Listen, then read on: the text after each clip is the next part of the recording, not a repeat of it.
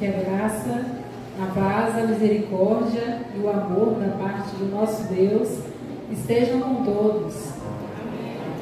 Então, eu estava quietinha ali, né? Aí o pastor resolveu, né, ministrar a palavra hoje e nos edificar, mas que Deus possa também, essa noite, falar aos nossos corações. Eu vou pedir à amada igreja, eu sei que vocês estavam de pé agora há pouco, mas nós vamos fazer a leitura da palavra, do texto que vai nos nortear na noite de hoje. Nós vamos abrir as nossas Bíblias no Salmo de número 68. Vamos ler dos versículos do 1 até o 5 e depois o 26 e o 27, para falarmos, né, desse tema, dessa quarta semana do mês de outubro. Eu já vou antecipar o tema de hoje, que é: na proteção da graça, a criança se alegra despreocupada. Na proteção da graça, a criança se alegra despreocupada. Salmos 68, de 1 a 5, e os versículos também 26 e 27. Obrigada, Alice. Amém, igreja? Vamos ficar de pé para fazermos a leitura da palavra. Todo mundo encontrou? Salmo de número 68, de 1 a 5, e depois a gente pula do 26, o 26 e o 27. Diz assim a palavra do Senhor: levanta-se, Deus, dispersam-se os seus inimigos, de sua presença fogem os que o aborrecem. Como se dissipa a fumaça, assim tu os dispersas. Como se derrete a cera ante o fogo, assim à presença de Deus perecem os ímpios. Os justos, porém, se regozijam, exultam na presença de Deus e folgam de alegria. Cantai a Deus, salmodiai o seu nome, exaltai o que cavalga sobre as nuvens.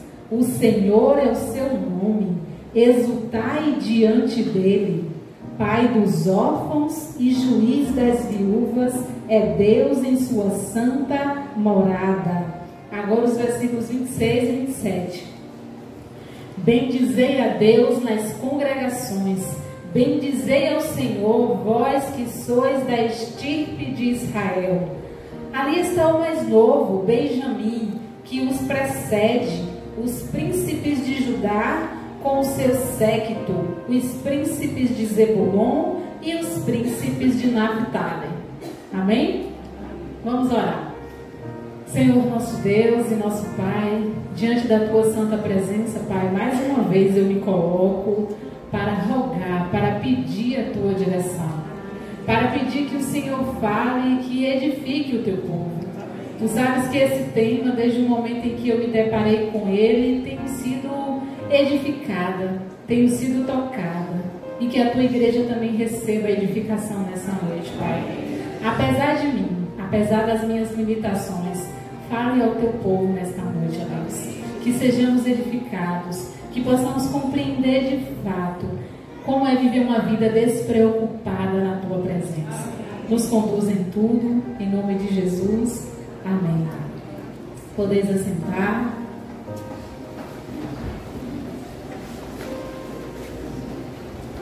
E como é já do conhecimento da igreja, na verdade já estamos adentrando, né, finalizando o ano de 2022, trabalhando com essa temática tão impactante nesse ano da graça, entendendo claramente que tudo aquilo que Deus nos concedeu na cruz, o que foi validado na cruz, é para que nós possamos compartilhar, porque a graça foi nos dada para que possamos compartilhar com as pessoas.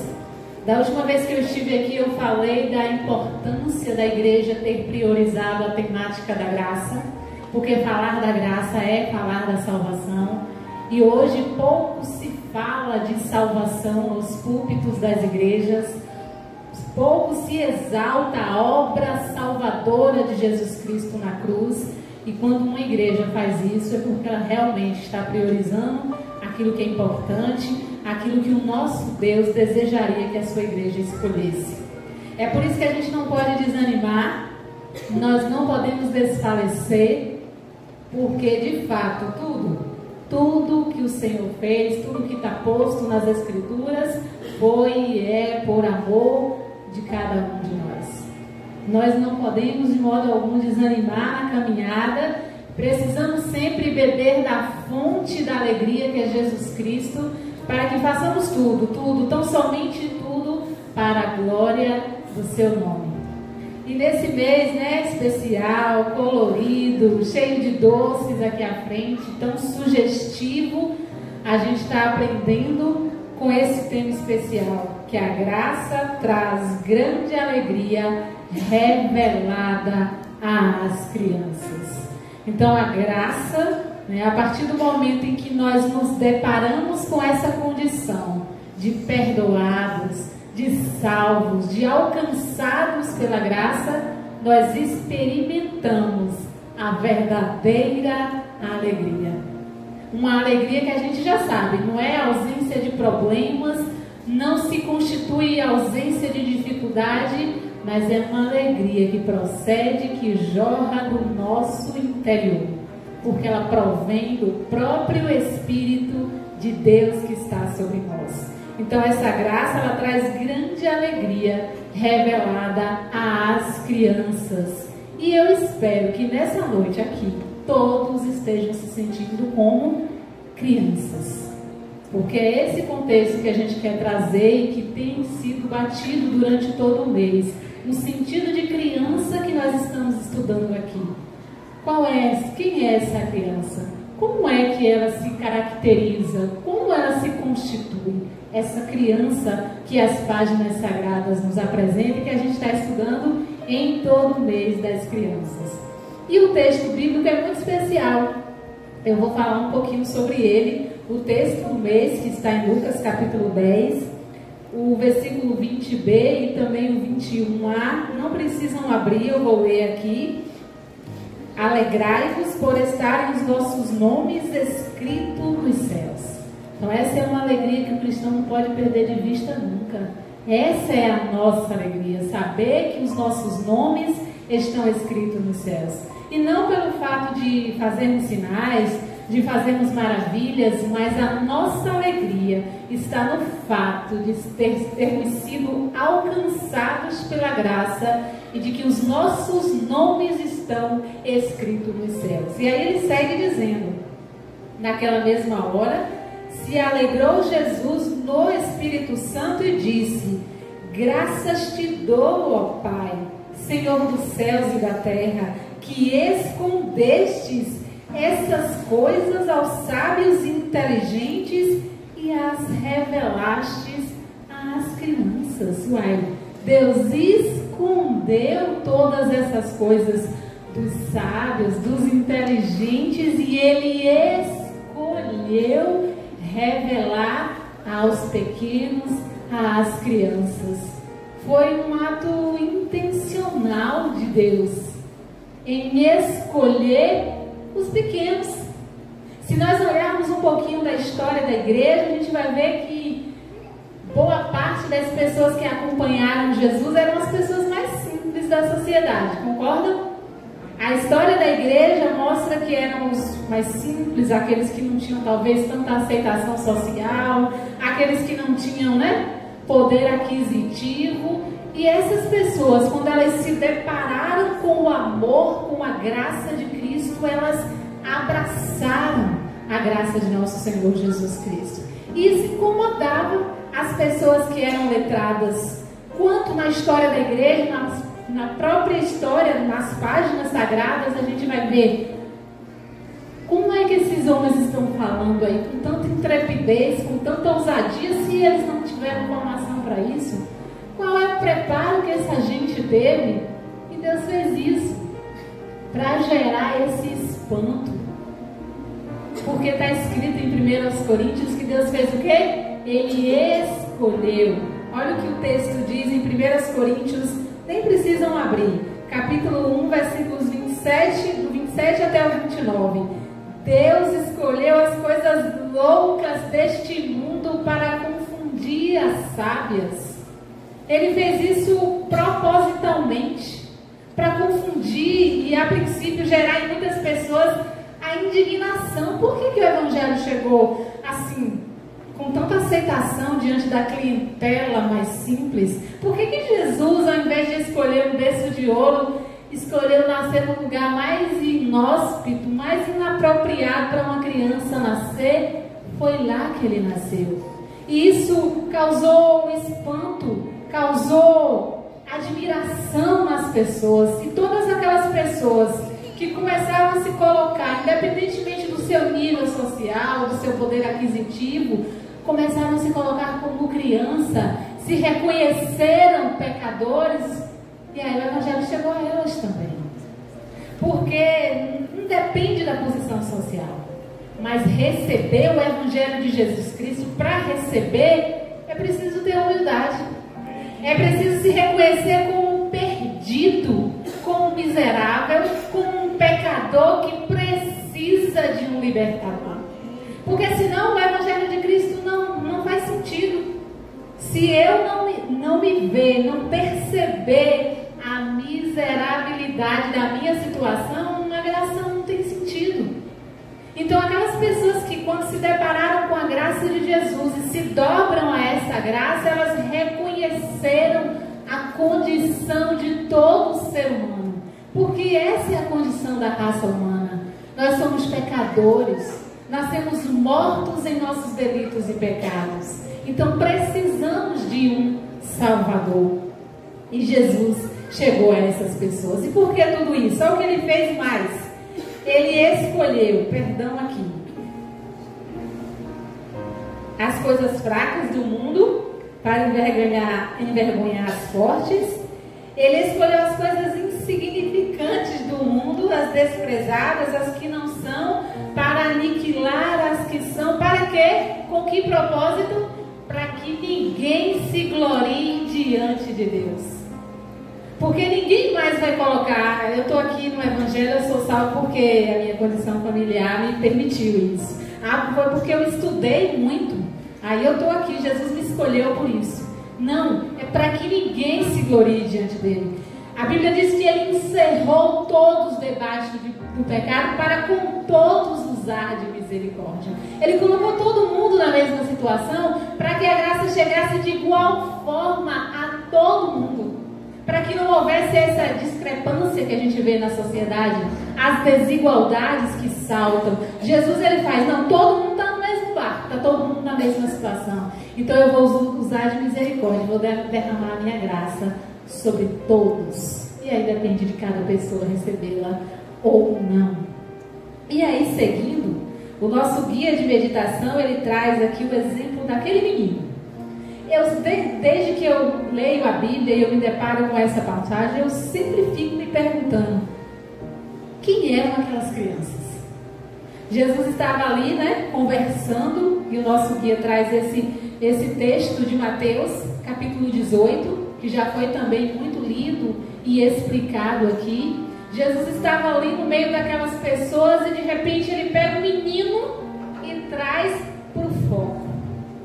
Ele traz uma criança e coloca no foco da discussão.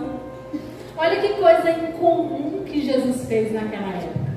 Todo mundo que estudou um pouquinho a história do desenvolvimento infantil sabe que durante muito tempo as crianças não eram vistas. As crianças não eram valorizadas. Existiam muitas concepções equivocadas, né, sobre o desenvolvimento infantil. E aí precisou muitos anos de pesquisas, de estudos, né, de vários teóricos que vieram ajudando na concepção de infância. E Jesus ali rompe, quebra com os paradigmas, traz uma criança para o centro, para o foco da discussão e fala, olha só, que não se tornar como esse menino não pode entrar no reino dos céus. De certo, muita gente ali, né, franziu a testa. Menino, né? Talvez a sociedade encarava o menino como mulher e menino naquela época, né? Era a cultura da época, né? O contexto social em que as páginas sagradas foram escritas. E muita gente acha que Jesus era machista, né? Que a Bíblia é assim. Olha o que Jesus faz. Boa parte do ministério de Jesus, quem acompanhava? As mulheres. E Jesus dava valor a elas. As crianças que também não eram vistas, ninguém dava valor para entender como é que criança aprende, como é que criança se comporta. Jesus coloca uma criança no foco da discussão. E aí eu volto àquela pergunta inicial. Quem eram aquelas crianças? Quem era aquele menino? Aquela criança que estava ali, que Jesus trouxe para o foco, para o centro. Jesus tirou ela lá escondidinha, né? Os mais baixos normalmente sempre é desprivilegiado nessa situação. Pega aquele pequeno e coloca no foco. Pronto. É ele. Vocês precisam receber o reino dos céus como essa criança. E aí eu fiquei pensando sobre isso. Disseram que seus pais estavam ali, eu não sei, vamos conjecturar que talvez estavam, porque os pais também estavam. Mas é certo, é fato que aquela criança fez uma escolha. Vamos imaginar, eu não sei se os pastores já lá no seminário fizeram esses estudos, eu nem pesquisei isso. Mas vamos pensar assim, do que brincavam as crianças na época de Jesus? Vamos imaginar que, de certo, como era uma sociedade predominantemente, né, agrícola, o modo de vida, as brincadeiras também seguiam mais ou menos esse fluxo. Então vamos imaginar que as crianças tomavam banho no Rio Jordão, né? Tomavam banho no mar da Galileia, subiam em figueiras bravas, talvez brincavam de esconde-esconde, não com essa palavra, não sei, lá entre as oliveiras, no jardim do Getsemane, subiam nas muralhas de Jerusalém, talvez algumas delas comiam fruta verde. Quem é aqui nunca comeu manga verde com sal, né? Isso está na infância da gente. Às vezes a gente tinha que comer escondido, porque a mãe não deixava. A mãe pegava no pé da gente lá, para a gente fazer aquela saladinha com vinagre e comer com manga verde. Todo mundo viveu isso na infância, né? E era divertido fazer essas coisas. E as crianças do tempo de Jesus também brincavam. Eu não sei do que é que elas brincavam, mas uma coisa eu posso garantir: elas brincavam. Porque brincar está na essência do ser criança. A identidade infantil perpassa pela brincadeira, pela capacidade de simbolizar, de imaginar. Isso está na essência do ser criança. Mas aquelas crianças, aquele menino estava ali e ele deixou tudo, todos os atrativos que ele poderia encontrar lá, todas as brincadeiras, todas as diversões que tinham naquele contexto, e ele escolheu estar ali ouvindo Jesus. E todo mundo que um dia aceitou Jesus fez a mesma coisa. Você também fez isso. Você também decidiu: olha, eu não quero mais brincar nos parquinhos de diversões do mundo, eu quero vir para aqui. Eu também renunciei. Vocês, cada um aqui que um dia recebeu Jesus como seu Salvador, fez essa escolha também. Se portou dessa forma, abandonou o mundo, fez uma renúncia, tomou uma decisão e deixou tudo lá fora, todos os encantamentos, porque a gente não pode negar que lá fora o mundo é atrativo. Pecar, né, é atrativo, mas nós sabemos que produz uma alegria momentânea. E que em Jesus nós temos uma alegria que nunca se acaba. É uma alegria que, como diz o salmista, por mais que o choro dure uma noite, a alegria vem pela manhã. Então todos vocês fizeram assim como esse menino. Abandonaram o mundo, deixaram as paixões, deixaram os pecados para estarem aqui como crianças na presença de Jesus. E eu fiquei pensando, Jesus aqui ele não tinha nenhum recurso didático, pedagógico, nenhuma ferramenta lúdica, né, para atrair aqueles meninos, crianças que iam para ele para ser abençoadas, e os discípulos tentando barrar as crianças que iam ao encontro dele. Ele não tinha nenhuma ferramenta, um fantoche, alguma coisa que a gente usa para atrair crianças, mas ele tinha algo que todo mundo aqui tem também, que recebeu Jesus. Ele tinha um diferencial: o Espírito Santo. Por mais que a gente planeje aula, que prepare, que utilize recursos, e a gente tem que fazer isso mesmo, está aí disponível para a gente, mas a gente nunca pode perder de vista que o que toca a alma, que o que chega lá no fundo, que o que faz a diferença é o Espírito Santo de Deus. E Jesus foi o homem mais cheio do Espírito Santo que já pisou nessa terra. Existia um homem mais cheio do Espírito Santo do que Jesus? Não, com certeza não. Ele viveu, ele andou, ele agiu, ele fez tudo movido pelo Espírito Santo. Então ele tinha essa ferramenta poderosa. Você também tem essa ferramenta poderosa. Se você recebeu Jesus como seu Salvador, o Espírito Santo está sobre você para te ungir, para te inspirar, para te capacitar na obra para a qual Ele nos tem chamado. E seguindo aqui, aí a gente chega de fato no tema de hoje. Já que a gente fez essa renúncia, fizemos como esse menino, deixamos lá os atrativos infantis, a sedução do mundo e nos aproximamos e ficamos perto de Jesus, escolhemos estar com Ele. Agora, nós estamos numa condição muito importante, nós estamos numa condição muito especial. O tema de hoje diz que na proteção da graça, a criança se alegra despreocupada. Alguém já viu criança preocupada? Criança não se preocupa. Já viu criança assim, vixe, dia 10 já venceu a fatura do meu cartão, tem que pagar. Vixe, meu Deus, eu preciso ir lá no banco resolver um pepino, sei lá, ou no fórum. Já viu criança se preocupar com essas coisas?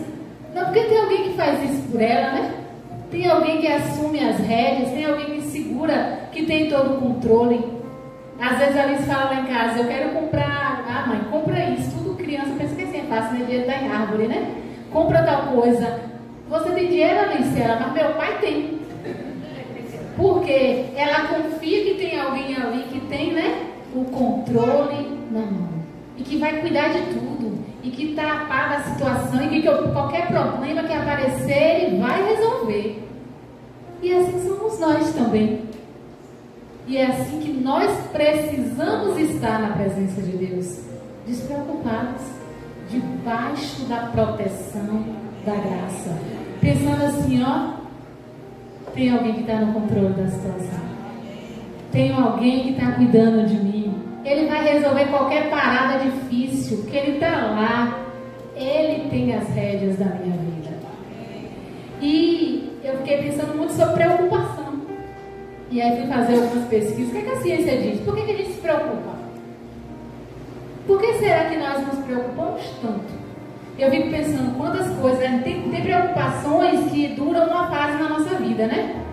Aquela preocupação que quando termina a gente fala, por que eu me preocupei tanto com isso? Mas a gente se preocupa na hora. Tem preocupações que nos acompanham, meu Deus. Quem é pai e mãe se preocupa muito com os filhos, com o futuro deles, com o que vai ser deles. Cada fase é uma nova preocupação. E a preocupação, ela está num aspecto importante para a gente entender o seguinte, que muitas vezes nós nos preocupamos porque a gente quer estar no controle. Porque a gente quer assumir as rédeas. Lembra de Adão? Lá no jardim. Ele quis tanto estar no controle da sua vida, que ele quis estar no lugar de Deus. Satanás lançou uma mentira e falou que nada, Deus está mentindo aí para você. Porque se você comer daquela árvore que ele mandou você não comer, você vai ser igual a ele. Você vai ter condição de escolher entre o bem e o mal, entre o certo e o errado. Você que vai ter as rédeas da sua vida a partir de agora e não mais. Você não vai depender de Deus mais para nada. E aí Adão quis isso. E a gente sabe o que aconteceu. A maior tragédia para a raça humana, quando Adão quis assumir o controle, tomar as rédeas da sua vida. E ele perdeu totalmente o relacionamento com Deus. E aí houve a necessidade de um Salvador, porque ficamos todos perdidos nesse exato momento em que Adão quis tomar as rédeas da sua vida. Então nós precisamos entender que quando a gente sai do colo do Pai e quer tomar as rédeas das nossas vidas, a gente está voltando lá para o jardim, está tomando a decisão de comer do fruto que Deus mandou não comermos. Porque Adão, ele não escolheu comer o fruto da vida, da árvore da vida. Ele escolheu comer justamente aquele que Deus mandou não comer, a árvore do conhecimento do bem e do mal. E ele escolheu isso pela via da desobediência. pela via de contrariar uma ordem expressa de Deus. Deus sempre quis que o homem fosse igual a Ele. Estamos caminhando para isso, para sermos semelhantes a Ele, mas não pela via da desobediência. É por um outro caminho, é pelo caminho da santificação, é pelo caminho da obediência que nós estamos trilhando para chegarmos ao ponto de varão perfeito, de sermos iguais a eles. Então, quando nós queremos tomar rédea da nossa vida, queremos sair do lugar de criança, de ter essa humildade de criança, a gente volta lá para o Éden e toma de novo aquela decisão de desobedecer a Deus. E é preciso estar na presença de Deus como criança, deixando que Ele tome as rédeas das nossas vidas. Nos salmos que nós lemos, ele é um salmo de louvor a Deus, que fala de todos os feitos, relembra as maravilhas que Deus operou diante de Israel, com a saída do povo do Egito, e ele enaltece o nome do Senhor. Ele fala que os inimigos de Deus, os ímpios, eles se derretem diante da face de Deus como cera diante do fogo. E esse salmo mostra, é uma maneira de fortalecer a nossa confiança em Deus. Porque quando também queremos tomar a rédea da nossa vida, mostra que a gente não está tendo confiança no Deus que abraçamos. Não, Deus não vai resolver não aqui. Peraí, deixa eu resolver isso aqui, porque Deus está demorando demais. E isso é falta de confiança no agir e no poder de Deus. E Deus já nos deu mostras muito claras do seu poder e da sua glória. E aí eu queria falar de um personagem que o texto traz, que é Benjamim. Eu quero dar ênfase a Benjamim aqui hoje. O pastor acho que já falou dele aqui, eu não me lembro em qual domingo foi. É um dos 12 filhos de Jacó, o mais novo deles. E ele era um filho, vamos imaginar aí, que estava super protegido no colo do pai. Depois da morte, aí eu vou colocar entre aspas, de José, porque durante muito tempo eles cresceram e viveram ali pensando que José estava morto, que essa foi a história contada pelos irmãos de José. E o pai ali pegou o seu filho mais novo e cuidou e protegeu para que nada de ruim acontecesse a Benjamim. A gente viu o pastor contando da história do nascimento de Benjamim, porque foi justamente no parto que a mãe dele morreu, e a mãe ia colocar um nome que colocaria sobre Benjamim um estigma para sempre. Benoni, filho da minha dor. Mas aí Jacó que era especialista em bênção, porque é um que queria ser abençoado. Não, meu filho não vai se chamar assim. Ele vai ser Benjamim, o filho da minha mão direita, o filho da minha herança. Ele não vai carregar o estigma de que foi ele que matou a mãe, porque no dia do nascimento dele a mãe morreu. Não, meu filho não. E aí eu fiquei pensando que Deus fez a mesma coisa com cada um de nós. Nós nascemos sob o estigma do pecado, com a marca do pecado. Nascemos nessa condição. Na nossa sina era nascer no pecado, se reproduzir no pecado, morrer no pecado e ir para o inferno por causa do pecado. Já estava marcado, esse era o nosso percurso, essa era a nossa sina, esse era o nosso destino. Mas o que é que Deus fez? Interviu com a salvação, mandando o seu filho. E ele falou: não, meus filhos agora não serão, mas serão os meus herdeiros. Ele falou assim: eu vou adotar todos eles como filhos amados. E eles não vão mais carregar o estigma do pecado. Eles não serão mais chamados filhos de Adão. Eles serão chamados filhos de Deus. A partir de agora, a marca do pecado não está mais sobre aqueles que receberam o sangue de Jesus Cristo. A marca do pecado não está mais. Ele mudou a nossa sorte. A nossa sorte era nascer, reproduzir, morrer, ir para o inferno por causa dos nossos pecados. E ele falou: não, eu vou mudar a sorte daquele povo. E é por isso que nós precisamos estar com Benjamim, na presença do nosso Pai, sabendo que o nosso Pai está ali, para nos proteger de qualquer problema, de qualquer incidente que vier a acontecer. E eu queria finalizar falando que essa despreocupação não tem nada a ver com irresponsabilidade. Porque às vezes a gente usa erroneamente e fala assim, fulano é despreocupado, né? Não liga pra nada, como se fosse um sinônimo de irresponsável. Aquela pessoa que não liga pra nada. Aí a gente é irresponsável. A preocupação que a gente está colocando aqui é aquela que tira a sua alegria. É aquela que te faz voltar lá para o Éden. É aquela que faz te voltar lá para o jardim e tomar de novo aquela escolha errada de Adão, de desobedecer ao Senhor. É quando eu quero assumir o lugar de Deus. É quando eu saio da condição de criança, de humildade. É quando eu deixo de ser Benjamim, de estar ali protegido com meu pai Jacó, para que eu mesmo tome as decisões da minha vida. Não é que a gente não tem que fazer nada, não é que a gente tem que ser irresponsável, mas é uma despreocupação que coloca em Deus toda a nossa esperança, toda a nossa confiança, porque Ele é a nossa alegria e Ele é o nosso Pai. Se você precisa de um colo de um pai, Ele é o nosso Pai. É fantástico que a Bíblia coloca Deus e usa várias figuras para falar de como é Deus, né? Amigo, pai, muitas figuras importantes para mostrar que Jesus é tudo que você precisa. Você precisa de um pai, de um colo de um pai, Ele é pai. Você se sente morto, Ele é a vida. Você se sente perdido, não sabe muito bem que caminho seguir, que decisão tomar, Ele é o caminho. Você tem muitas coisas na sua frente, você não sabe como é que é certo e o que é errado, Ele é a verdade. Você está precisando de um amigo para estar do seu lado? Jesus é o seu amigo. Isso é para mostrar que Ele é tudo o que o homem precisa. Jesus é tudo que o homem precisa. Então é assim que eu queria terminar a minha ministração dessa noite. Para que nós jamais voltemos ao Éden, jamais voltemos ao jardim, a tentar querer tomar a decisão no lugar de Deus, a estarmos naquela condição de falar assim, não, da minha vida cuido eu que tenho as rédeas, sou eu que estou no controle, Deus está demorando demais, já orei e nada resolveu.